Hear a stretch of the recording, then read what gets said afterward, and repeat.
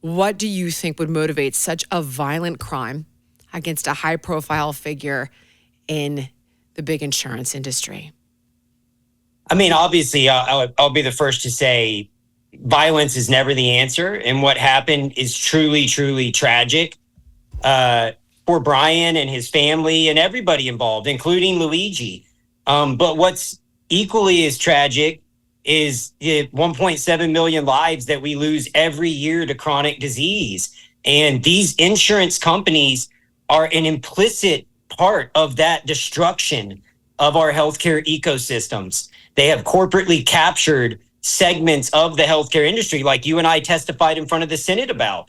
We've been trying to ring the bell, and I've been screaming from a mountaintop for over 4 years since the first time I went on Rogan, trying to explain to people that these big insurance conglomerates are dangerous. And, you know, we talk so much about the catastrophic financial impact to America, to states, and to families. But the impact is so much greater because it's truly paid in human lives and human casualties. And so let's talk about Luigi. Let's talk about, I always like to come from a position of empathy and try to understand people. And again, nobody can ever condone what this kid did. But if I do put myself in his shoes, he went through a journey like so many patients. He had a debilitating spine injury, a spine injury where your discs slip out of place. That impinges nerves. Those nerves shoot into the extremities, like your hands, your feet, often causing numbness. And the scariest is in men, it'll shoot into your genitals, causing erectile dysfunction, burning fire sensation, sometimes in your genitals and hands. I mean, it's like being tortured 24/7, needles sticking into your hands. It's hard for these people to sleep.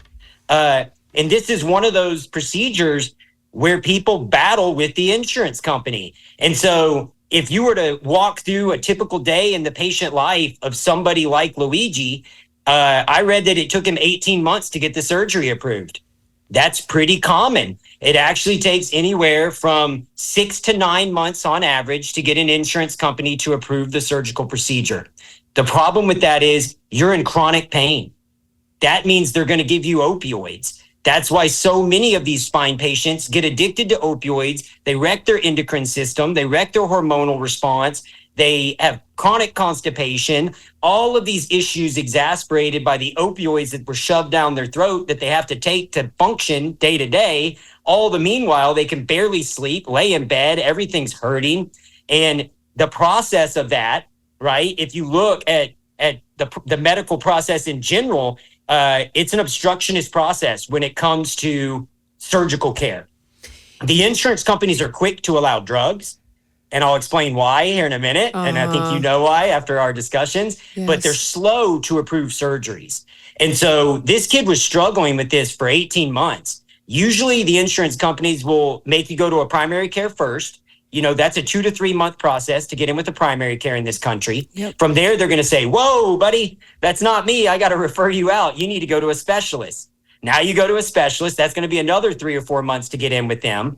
Then they're going to have to get a pre-approval to do your MRI. A lot of times the insurance company denies or delays the pre-approval. You fight with them to get that done. Now you finally get an MRI. You finally prove that you need the surgery. You finally get your day in the sun where you think you're going to get this healing factor and get this surgery done. And the last blow is it happens. The insurance company tells you, you don't get to choose your surgeon. The surgeon you want may be out of network and may not be covered by that provider. So they choose the surgeon.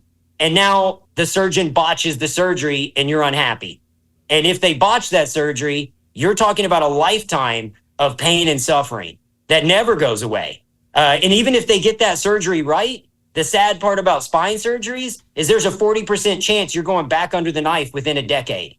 Because once we fuse the spine, and this is why I discourage people away from spine surgery in general, and this is why I'm such an advocate for stem cells, is once we fuse that spine, you create a rigidity issue where the spine's no longer natural. So this vertebrae is locked in and this one's mobile. Well, what happens is this vertebrae is going to slip and the spine collapses. And now they got to come fuse that spine. And that's why eventually people end up fusing their entire spinal column and having all of these continual surgeries, and they get caught on the merry-go-round. Thank you so much for watching. If you enjoyed the podcast, please like, comment, subscribe, and share. And make sure to let me know what guests you want to see on in the future.